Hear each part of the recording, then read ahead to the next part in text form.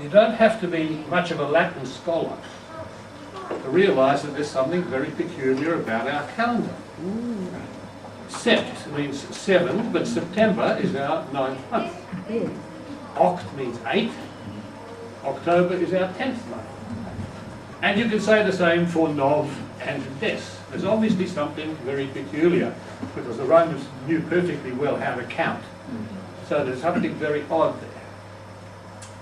And then if one of the months has to be shorter than the other 11, why would we make it the second month?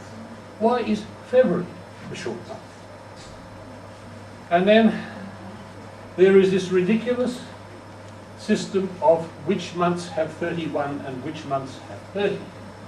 We're all a similar age group, and I bet you some of us are still struggling after 70 or 80 years, whether August or September or whatever. So there's a lot of things to explain, and all this will be explained and much more. We have to start in ancient Rome. Ancient as in pre-Christian. And they had a calendar, of course. They numbered their years from the foundation of Rome, which they believed was the year that we now call 753 BC. That was their year 1.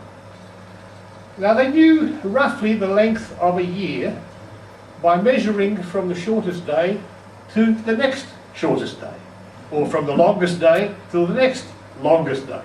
It's not very accurate, because the longest day is almost exactly identical to the days either side of it. And when you have no instruments, no computers, no telescopes, no nothing, all you could do was get it approximately.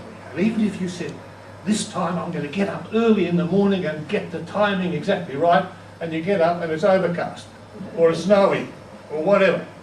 So they knew that was 360 something or other days. But of course the year is quite a large unit, so what they wanted was a smaller unit to break the year down. Just like we say a yard is too long to measure something, so we have an inch. So they said we will work on the moon, and we will divide the year into moons or months. Same word comes from moon.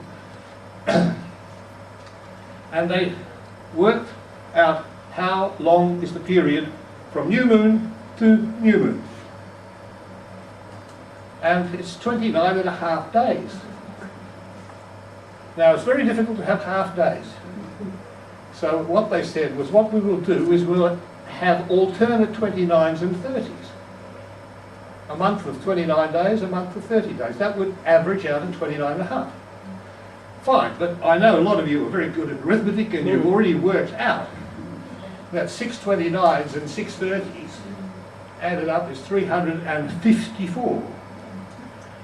So they knew that they would need, every 3 years or so, a 13th month. Now this is still going on today in countries which use a moon-based calendar, such as the Muslim calendar, Chinese calendar, the Jewish calendar, and no doubt others. But our calendar is a sun-based calendar. But these were all moon-based. So that was the position, that every 3 years the high priest would ordain that a 13th month had to be added in. Now we come to the first important character in this story, and a bloke called Julius Caesar. Now, at that time, Rome was totally dependent on Egypt for its supply of grain. Rome was a very, very big city for those days. It was possibly as many as 1 million people. And it didn't grow enough food to feed itself. But Egypt, with its wonderfully fertile Nile Valley, was good for 2 or sometimes even 3 crops per year. So it was in Rome's interest to have peace and harmony in Egypt. Please don't interrupt our grain supplies. But at this time, there was a young boy and his sister who both insisted that they were the rightful rulers of Egypt. And they were going to go to war to prove who was going to sit on the throne. So Caesar arrived with an army, and frankly he probably didn't care much who won, as long as there was peace and stability and the grain kept being shipped to Rome. But he decided that he and his army would come down on the side of the girl, defeated the boy's army, and installed the girl on the throne of Egypt, and her name was, of course, Cleopatra. Now, some of us with good memories can still remember why it was that Caesar stayed a long time in Egypt. She had a son by him, but what is important to us this morning is that he came back to Rome with the Egyptian calendar of 365 and a quarter days, based on the sun. And he installed it to great rejoicing, because the Romans recognized how much better this calendar is than theirs was. The Julian calendar, named after guess who? The Julian calendar was installed, and amid great rejoicing. But very significantly different to our calendar. First of all, they didn't have weeks. Many Middle Eastern tribes had weeks, like the Jews had, as we know from the Old Testament. But the Romans didn't recognize a unit called a week at all.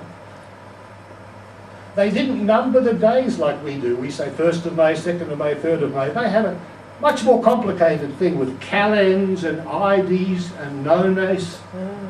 Very complicated. But the most important thing was that New Year was the 1st of March. Everything falls into place. Now September becomes the 9th month. This October becomes the 7th month. October becomes the 8th month, and so on. If you start the year in March. February is the last month, which is why it is the short month. And why? The system that they had for numbering the days in the months were, starting with March, because that was the first month, starting with March, 3130, 3130, 3130, all the way around, beautifully symmetrical, until it got to February, which had 29 days, except in a leap year when it had 30. Now, the Romans were so pleased with this wonderful new calendar that they said, we will name a month after you, great Caesar. And so the 5th month, which was Quintilius, they changed it to Julius, our July. It's the 5th month. When you start counting in March, it is the 5th month. Well, that was wonderful, and the change of name didn't affect anything, but it caused problems further down the track. Because after Caesar was gone, assassinated, as we remember, his successor was an even greater man, in his own estimation anyway, and his name was Augustus. And he said, I want a month named after me. And they said, well, there's Sextilius, the 6th month. We can rename that Augustus in your honour. And he said, now, just a cotton-picking minute. I'm translating from the Latin, you understand. Just a cotton-picking minute. You've given to my uncle Julius a 31-day month, and you're fobbing me off with a 30. Oh, well, they said, well, we can't have that.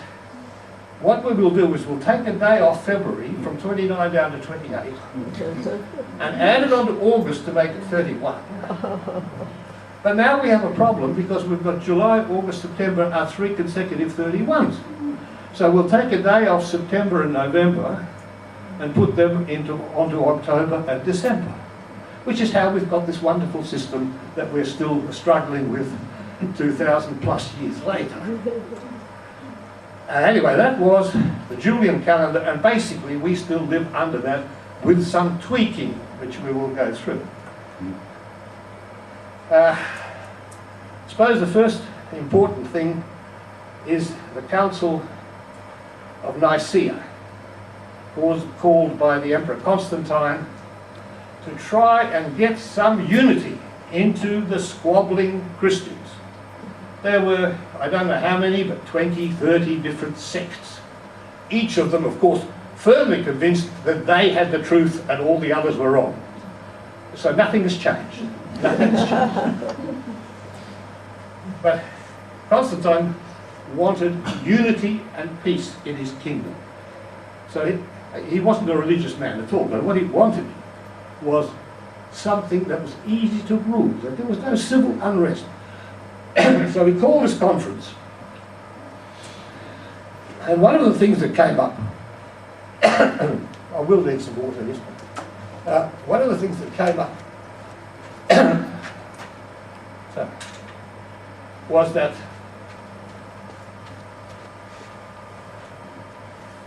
nobody knew the birthday of Jesus. There is nothing in the Bible. You can go and read it as often as you like. There is nothing to say when the baby was born. And these various sects celebrated the birth of Jesus at various dates during the year. So he said, we need unity. And you guys can't agree on anything. So I will dictate. I am the bloody emperor, aren't I? I will tell you. Now, in the Roman Empire, we have a lot of gods. We have Apollo, the Greek. We have Ra, the Egyptian. We have Mithras, the Persian. These are all sun gods. And so is Sol Invictus, the Roman god. These are all sun gods. It's S-U-N. And they all have the common birthday on the shortest day of the year. Because in November and December, the days are getting shorter and colder and colder. The sun is dying. But on December the 25th, on the shortest day, the sun is reborn. From then on, the days get warmer and longer. So we celebrate the birthday of all these sun gods on December the 25th. And you Christians can do the same with your God. We're having a big celebration anyway, so you guys just join in with all the other religions. Oddly enough, that's still going on today, but you will remember, I think, that when Oliver Cromwell and the Puritans ruled England, they forbade the celebration of Christmas because they knew perfectly well it was a pagan festival, honouring Greek and Roman and Egyptian gods. So, anyway, that problem was settled. Then they said, well, what about Easter? This lot is celebrating it here and that lot over there. We must have uniformity. Well, there would have been an easy way about it, saying Good Friday will be the first Friday in April, and problem would have been solved. But no, there was a very strong body of opinion that Easter is tightly linked to the Jewish Passover. So, okay, how do you calculate when the Passover is? Oh, that's easy. It's the first Friday after the first full moon after the March equinox. Which is wonderful if you know when the equinox is going to happen and when the full moon is going to happen. If you're one day out, you're a month out. But that's what they did, and that's why we have a movable feast, as they say. Easter can come any time from late March to late April, because it is tied to the Jewish Passover, which is based on the moon and the equinox. So, these were some of the things that happened at the Council of Nicaea in 325. The next hero of our story is a fellow you haven't heard of, but I think you'll remember him. His name was Dionysius Exiguus. Skinny Dennis. Skinny Dennis. Dionysius is just our Dennis. and exiguous means skinny. Now, Skinny Dennis was a churchman, a historian, a mathematician, an astronomer, and he was asked by the Pope to do something very important. You see, we're talking around about 500 AD, give or take. The Western Roman Empire was gone, totally destroyed, annihilated by waves of Visigoths and Ostrogoths and Lombards and Huns and Vandals. Everybody came marching through there and destroyed it. So nobody in Western Europe was ever going to number their years from the foundation of Rome anymore. They were free of Rome. Instead of being forced to pay Roman taxes and sending their young men to die in Roman armies, they were free. They didn't want to be reminded of Rome. So the Pope said, we need a new hook to hang the numbering of the years onto. And wouldn't it be a good idea if we numbered the years from the birth of Jesus? Why don't you, Dionysius, find out what year that was? Now, he's a highly educated man, and the man of the cloth, and he tried to make sense out of different clues in the Bible.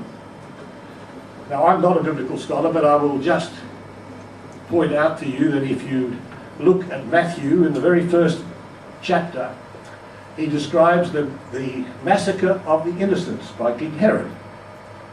Now we know, not from Bible, but from Roman government records, that Herod died in the year we now call 4 BC. So if this massacre of the innocents, which is highly unlikely to me, but if it did happen, it would have to have happened in 4 BC or before. But then you turn over to Luke, and in his, I think it's his second chapter, he points out that Joseph and Mary took the newborn Jesus, up to town to register him in the Roman census. And we know when that census was. It was the year we now call 6 AD. Now, as I say, I'm not a scholar. I've just given you 2 bits of info. But he would have had 20 or 30 or however many they could find. But it doesn't matter how many you have, they don't agree. There is no way of getting a consensus. So all he could do was plump for year 1 somewhere in the range of possibles, and he changed the leap years so that they would be divisible by 4, which made life easier ever since. So that was the contribution of little Dennis. Now, life went on, and people started to notice that the calendar was wrong. Not as a question of opinion, a question of fact. The longest and shortest days weren't coming as predictable. Flowers and shrubs were coming into flower early. The snow was coming early. There was something wrong with the calendar, but of course nobody knew what. Now I must digress here for a minute. The Romans used, guess what? Roman numerals. And they obviously were very good with them because they built incredible viaducts and buildings and roads and things which you can't do without maths. But I defy any of you, when you go home, take a couple of Valiums first and then write some Roman numerals down on a piece of paper and try to multiply them or divide them or do whatever you like. You can't. But they could. However, it was very clumsy and not accurate because they had nothing smaller than a quarter. They had symbols for a half and a quarter. But anything more accurate than that, they couldn't write it down. They had no method of recording it. But as you get around 700, 800, 900 AD, Roman numerals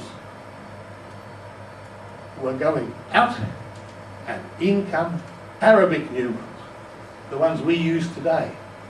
which don't come from the Arabs but from India, but they were brought to Europe by the Arabs, and therefore that's the name that they got, Arabic numerals. With that, you could add the decimal point and the zero. The Romans didn't have zero. Poor old Dennis used to cop a lot of flack because when he was working out the birthday of Jesus, he didn't have a year zero. How could he? The Romans didn't know zero. There was no concept of zero. But with the Arabic numerals came zero and the decimal point. So measurements could now become 0.1415, whatever. You could be much more accurate.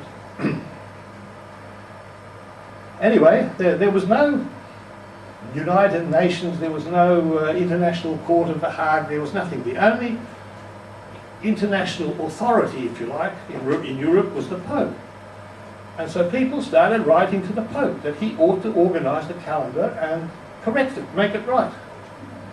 Now, he didn't know how to do it or what was wrong with it. He was a priest, he wasn't a mathematician or an astronomer. And none of those knew either. Don't forget there were no computers, no telescopes. So various people wrote to various popes over several centuries.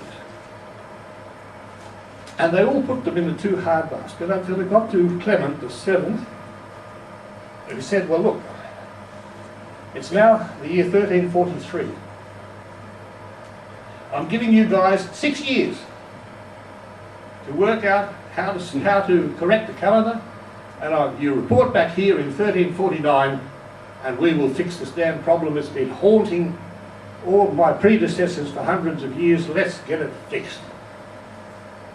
Well, 1349 came, but there was no such conference, because in 1347 and 8 came the Black Plague, which killed between 30 and 40% of everybody. Babies that were born yesterday were dying with it, and people of our generation were dying with it, and everybody in between. Nobody cared about the calendar. They were dying everywhere, and of course they didn't know what was doing it. They had never heard of such wonders of God's creation as viruses, bacteria, germs. They thought if you were sick, you were being punished for your sins. They crowded into churches and infected each other. We have a letter from a monk writing to his brother, saying that he, the writer, was the sole survivor of 33 monks in a monastery. One alive, 32 dead. Because these guys all lived in each other's very close vicinity. They ate together, slept together. I'm not casting aspersions, but they did sleep in dormitories close together. And the way to avoid the plague was to get as much food and drink as you could and go out on a mountaintop somewhere and live there far away from anybody else. What's the worst thing you could do? Huddle in little chapels and churches and breathe on each other. And that's what they did. It was the end of the feudal system. There was nobody to plant crops. There was nobody to harvest crops. There was starvation. There was huge inflation. Everything, the price of everything went up because of scarcity. And so the last thing that they were worried about was the calendar, which is a great pity, because by the time a pope eventually got around to doing something about it, he had lost control of Europe.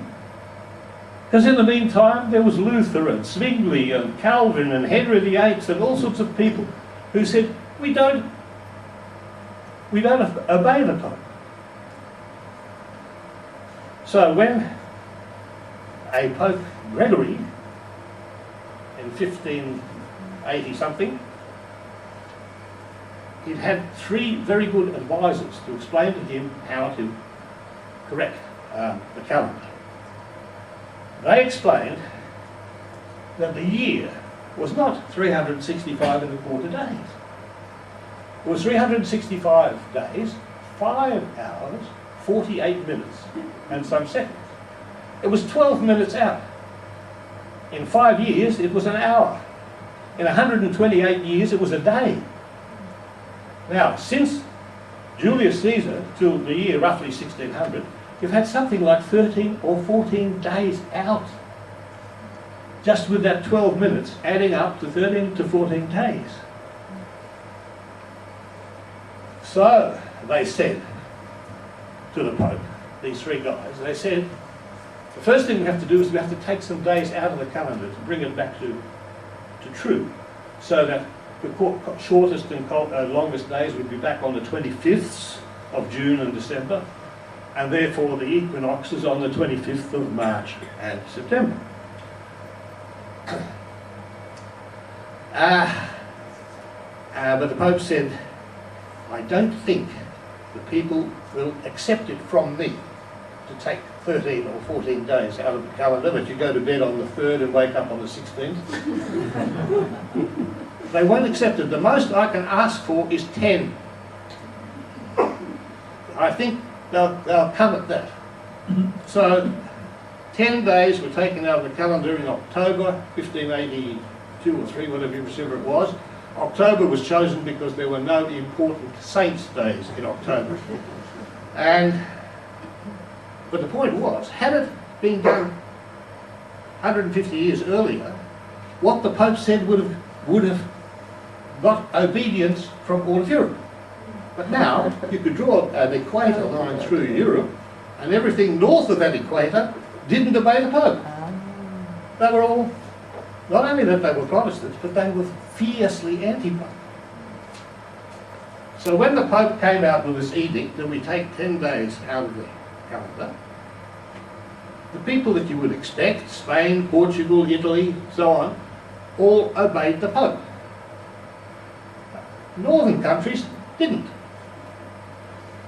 The Pope had written a letter to all the ruling heads of various states. Now don't forget, what we call Germany today was something like 300 states. So, and he didn't have a photocopier. So there was a lot of letters had to go out to all these heads of state, asking them to remove 10 days from the calendar. But say, take England. Queen Elizabeth was on the throne. Not this one. She's old, but she's not that old.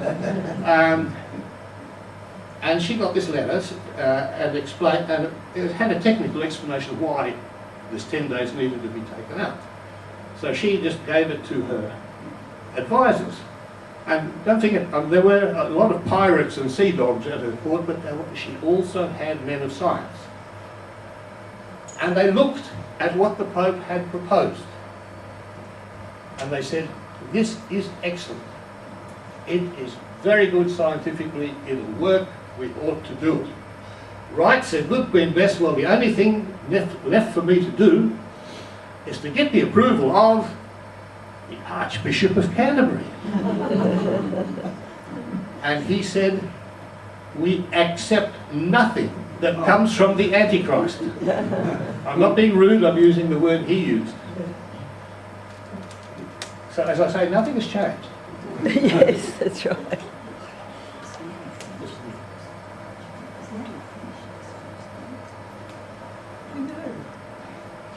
Anyway, so England refused, as did many other northern countries, from following the Pope's order. Now the second part of the reform was, okay, we will take this 10 days out. That means we'll only be 3 or 4 days out from Julius Caesar's original, and that's why today the shortest and longest days are on the 21st and not the 25th, because the Pope didn't have enough guts to go and ask for 14 days out of the calendar. But after you've done that, the calendar is still going to be 12 minutes out every year, as far as the eye can see, as far as the imagination can conceive.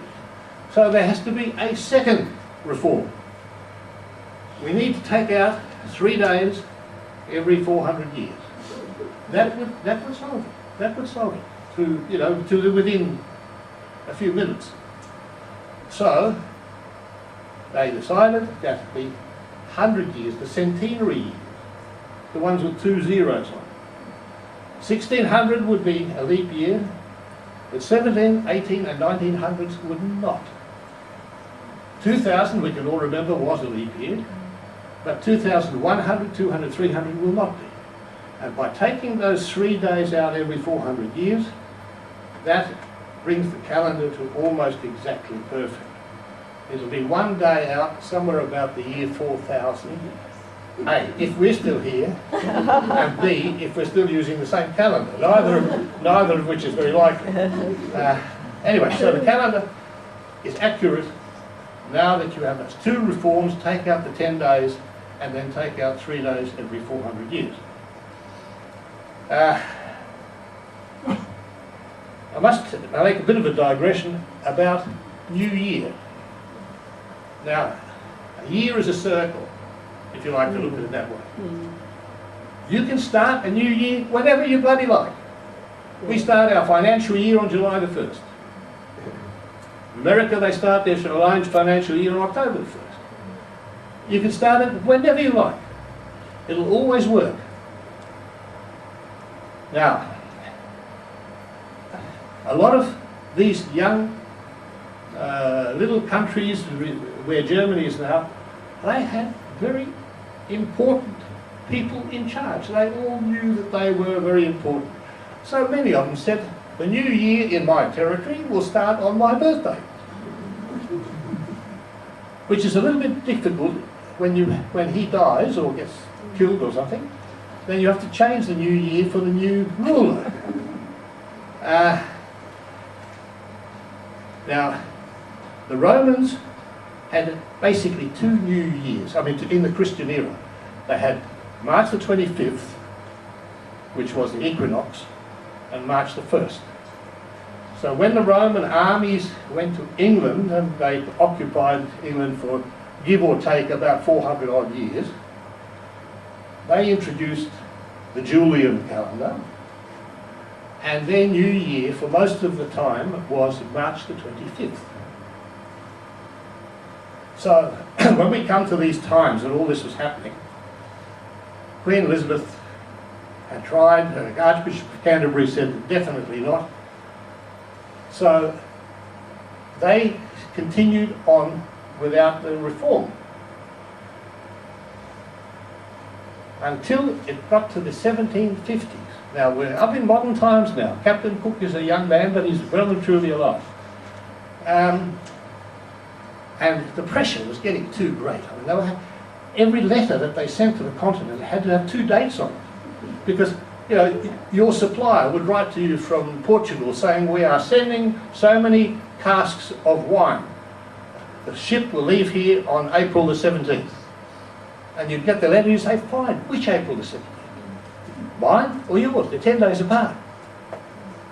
So each letter had to have OS for old style and NS for new style, and 2 dates, 10 days apart. And finally the English said, look, this is ridiculous, we will fall in with the rest, whether the Pope proposed it or not. And there was a motion in Parliament to take out 11 days, because so much time had passed that England was even at 1 day further away. So 11 days. But that wasn't the interesting part. The interesting part was that by this time there was taxation. And the biggest taxpayers were trading companies, landowners. There was no income tax for a bloke who pushed a plough up and down the field. He didn't have to pay income tax. But wealthy landowners, companies did. And they went to the government and they said, you're going to take 11 days out of the calendar next year. And they said, yes. Well, said the taxpayers, we always pay our taxes. And we will continue always to pay our taxes. But in this particular year, you are giving us 11 days less to make the money. So we will pay our taxes 11 days late.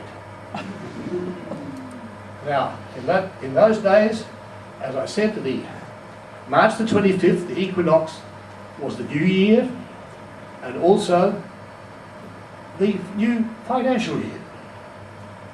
That was the day on which the Chancellor of the Exchequer, as they call the Treasurer, would get up and make his speech about the budget for the following 12 months. But now, said the taxpayers, we will pay our taxes, but instead of paying them on March the 25th, we will pay them 11 days late, on April the 5th. And to this day, the Treasurer, the Chancellor of the Exchequer, makes his budget speech on April the 5th. And you say, how on earth did they arrive at such a dumb date? But it's very simple. It's 11 days after the equinox. So, we're coming into modern times, and there was, in France, of course, there was the beginnings of the metric system. The metric system. And they, the revolutionists, started a calendar of their own, you remember, quite different to ours. But it didn't take on, although the rest of the metric system conquered the world. I mean, the civilized world, not USA, but the civilized world all accepted the metric system. And in fact, in France, you can still go to museums and see watches and clocks with a 10-hour dial. They had decimal time. 100 seconds to the minute, 100 minutes to the hour, 10 hours to the day. But that didn't, they exported the metric system everywhere, but they couldn't export metric time. So Napoleon said, look, forget it, go back to the same time as everybody else. And there were various things that I should mention. There were Peter the Great of Russia. He moved the Russian New Year from September the 1st to January the 1st. And generally, in various countries, there was a movement to standardising New Year on January 1st. There isn't a particular date I can say this happened on 1742 or whatever, because it was, not only was it gradual, but some countries moved and then said, no, we don't like it, and they moved back. So it was a gradual process, but January the 1st is pretty much accepted worldwide after about 1800. And before then, various countries had various New Years. It was very complicated, because let's say you were in medieval Italy, say, and there's a borderline between two different provinces, which were actually independent countries. And this one had January the 1st as New Year, and that one had March the 1st as New Year. In both places, at the identical millisecond, a baby is born in each. But this one, they had January the 1st New Year, so they are already in their New Year, it's the year 1600. But over here, they're still waiting for the New Year to come in March, so it's 1599. The babies were born at the identical second. And so therefore, when historians try to find what year a certain character was born, you'll see in a lot of history books that they say 1599 stroke 1600, because they don't know. They know when he was born, but they don't know who was ruling and what was the position of the New Year in that year. Now, coming up to more modern things, Japan. Japan was in self-proclaimed isolation. They didn't want trade or whatever, they were self-sufficient until in the 1860s Admiral Perry's fleet was allowed to go into Nagasaki harbour with terrible consequences for Madame Butterfly, if you remember. And they showed the Japanese our calendar, the calendar we are all using now, the Gregorian calendar. And they were very impressed, and they said, we are going to go on to that too. But of course, we are not Christians, so we will not number the years the way that you do. We number them by emperor. So at the moment it's the 20-something year of the current emperor, and before him there were 62 years of Hirohito, and before him there were so many years of the previous emperor. And when this guy dies, it'll be year 1 Oh, no. of the next emperor. But apart from that, they use identically the same calendar as we do.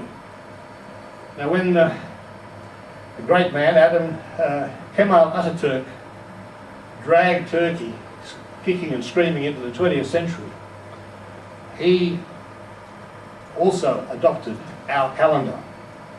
And he also didn't have more than a handful of Christians, but he said, I don't care. We are going to be as Western as possible, and we will number our years from the birth of Jesus, or as near as could be found. And the Turks use our calendar exactly. When Mao Zedong took over China, 1949-50, he ordered the Chinese people to go onto our calendar. But the traditional pressure was so strong that they now use 2 calendars. It's not that difficult. If you know how many Chinese people living in Australia, they use 2 calendars. It's not a big deal. All the Islamic people we have in Australia use 2 calendars. So it's not a big deal. And certainly if you want to do international business, you have to be able to communicate in both calendars. So all this was going on in various countries at various times. There's no trend that you can say that's what happened, because Sweden, I think, switched from the Julian calendar to the Gregorian and back 2 or 3 times. And that wasn't unusual. So, coming up to modern times, I first gave this talk around the turn of the millennium, turn of the century. And it was, of course, very important because people are besotted by zeros. Cricket, a batsman makes 99, oh, quite a good innings, not bad, you know. He makes 100, he's a bloody hero. A couple of years ago I turned 80, and everybody made an enormous fuss. When I turned 81, nobody gave a damn. That's right. And I'm sure you all have the same experience. When you have zeros, it becomes important. Now, upcoming was a year 2000 with 3 zeros. Wow! And there was no use explaining, look, it's just the number between 1999 and 2001. It's just another year. But no, it had to be something very special. I think, you know, I'm not a religious person, as you've probably worked out, but I think it's very demeaning picturing Jesus saying to his father, I can't go yet until the zeros are up on the board. Before the second coming, I must wait for the zeros. That doesn't sound like a religious attitude to me at all. Anyway, I was at that time a subscriber to Time magazine. I'm not even sure it still exists now, but it was a very big, important magazine at the time. And the most important and funniest part of the magazine was always the letters to the editor. Because they were petrified that the end of the world was coming. And these people were writing in to saying, I've stocked up, as being Americans, on guns, ammunition, kerosene, petrol, bulk food, tinned food, gallons of water and other liquids and so on, because they were going to be ready. And there was a whole heap of these letters, week after week. It was a weekly magazine about all these people preparing for doom because the zeros were coming up on the board. And in amongst all those letters, I found one which was sane. Sane. And it was also mercifully very short. So I'm going to conclude this talk by quoting you that letter in full. And it said as follows: to the editor, dear sir, relax, God does not own a calendar.